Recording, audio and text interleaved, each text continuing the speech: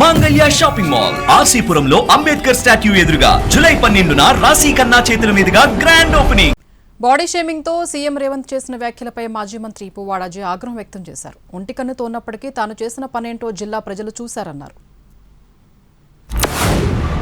సలాకి ఎర్ర గాల్చి మీ శివరాసన్ లాంటి వాళ్ళకు వాతలు పెట్టాలని మీ ఖమ్మంలో కానీ శివరాసన్ ఉన్నాడు తెలుసు కదా, తెలుసా? మీరు ఇక్కడ పువ్వాడ అజయ్ అంటారు, హైదరాబాద్లో ఆయన ఒంటికన్ను శివరాసన్ అంటారు. అట్లాంటి వాళ్ళు చాలా మంది ఉన్నారు.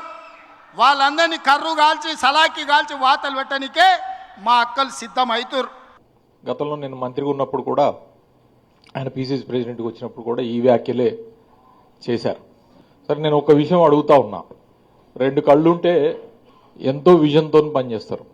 నేను ఒక్కదాంతోనే నేను ఏం పని చేసినా అనేది ఈ జిల్లా ప్రజలకి, ఖమ్మం జిల్లా ప్రజలకి, ఖమ్మం ప్రజలకి తెలుసు. నేను ఒక కన్నుతో పనిచేసి చేసిన అభివృద్ధి మీరు 3 మంత్రులు ఉండి 3x2 అంటే 6 కళ్ళుతోనే నేను చేసిన దాంట్లో కనీసం 10వ వంతన్న మీరు చేశారా అని నేను అడుగుతా ఉన్నా, ఛాలెంజ్ చేస్తా ఉన్నాను.